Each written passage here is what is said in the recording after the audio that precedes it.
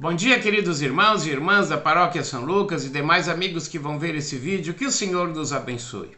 Estou fazendo uma série de reflexões sobre Advento e Natal para que esse tempo seja bem mais marcante para nós e nossas famílias. Que Deus encha o nosso coração com seu amor, com a sua paz e também com a sua alegria. Amém. Lemos em Hebreus capítulo 2, versículos 14 e 15. Visto, pois, que os filhos têm participação comum de carne e sangue, destes também ele igualmente participou, para que por sua morte destruísse aquele que tem o poder da morte, a saber, o diabo, e livrasse todos os que, pelo pavor da morte, estavam sujeitos à escravidão por toda a vida. Acho que Hebreus capítulo 2, nos versículos 14 e 15, é meu texto favorito sobre o Advento, porque eu não conheço nenhum outro que expresse tão claramente a conexão entre o começo e o fim da vida terrena de Jesus. Esses dois versículos deixam claro por que Jesus veio, ou seja, para morrer. Seria ótimo usá-los com parentes e amigos não crentes para explicar-lhes passo a passo o nosso ponto de vista cristão sobre o Natal. Essa explicação poderia ser assim, uma sentença de cada vez. Visto, pois, que os filhos têm participação comum de carne e sangue. O que significa isso? O termo filhos é tomado do versículo anterior, capítulo 2, versículo 13, e se refere à descendência espiritual de Cristo Messias. Estes são também os filhos de Deus. Em outras palavras, Deus tem em vista especialmente a nossa salvação. É verdade que Deus amou o mundo de tal maneira que deu Jesus, conforme lemos em João capítulo 3, versículo 16, mas Deus estava especialmente reunindo em um só corpo os filhos de Deus que andavam dispersos, como está escrito em João capítulo 11, 52. O propósito de Deus era oferecer Cristo ao mundo e realizar a salvação dos seus filhos. Assim Paulo explica em 1 Timóteo capítulo 4, versículo 10. Ora, é para esse fim que trabalhamos e nos esforçamos sobremodo, porquanto temos posto a nossa esperança no Deus vivo, Salvador de todos os homens, especialmente dos fiéis. Assim você pode experimentar a adoção por receber a Cristo, como vemos em João capítulo 1, versículo 12. Mas todos quantos o receberam, deu-lhes o poder de serem feitos filhos de Deus, a saber, os que creem no seu nome.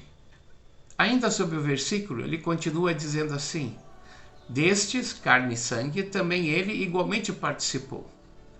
Isto significa que Cristo existia antes de se tornar ser humano. Ele era Espírito, ele era a palavra eterna. Estava com Deus e era Deus, mas ele se tornou carne e sangue e revestiu a sua divindade com a nossa humanidade. Ele se tornou plenamente ser humano e permaneceu plenamente Deus.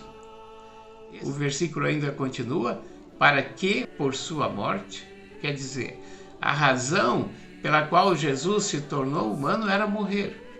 Como Deus puro e simples, ele não podia morrer pelos pecadores, mas como ser humano, ele podia. Seu objetivo era morrer. A Sexta-feira Santa é a razão do Natal. Isso é o que precisa ser dito hoje sobre o significado do Natal. E o versículo ainda continua: destruísse aquele que tem o poder da morte, a saber, o diabo. Ao morrer, Cristo desarmou o diabo. Como? Ao cobrir todo o nosso pecado.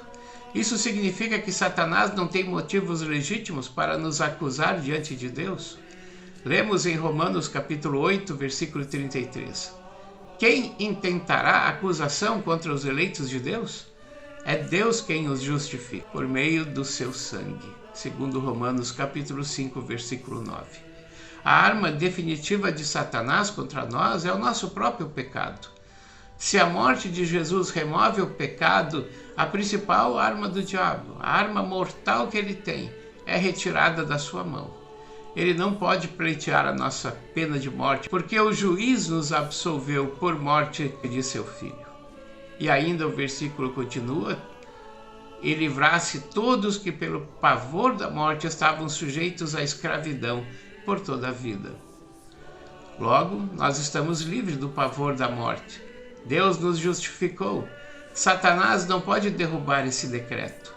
E Deus deseja que a nossa segurança final tenha um efeito imediato nas nossas vidas hoje. Ele deseja que o final feliz na eternidade remova a escravidão e o medo que vivemos aqui nesse mundo. Se não precisamos temer o nosso último e maior inimigo, que é a morte, então não temos mais medo de nada. Podemos ser livres, livres para a alegria, livres para as outras pessoas. Que grande presente de Natal para nós! Que possamos passá-lo adiante compartilhando essa notícia tão importante. Estamos livres, não vivemos mais com medo. O Senhor cuida de nós. Amém. Até amanhã.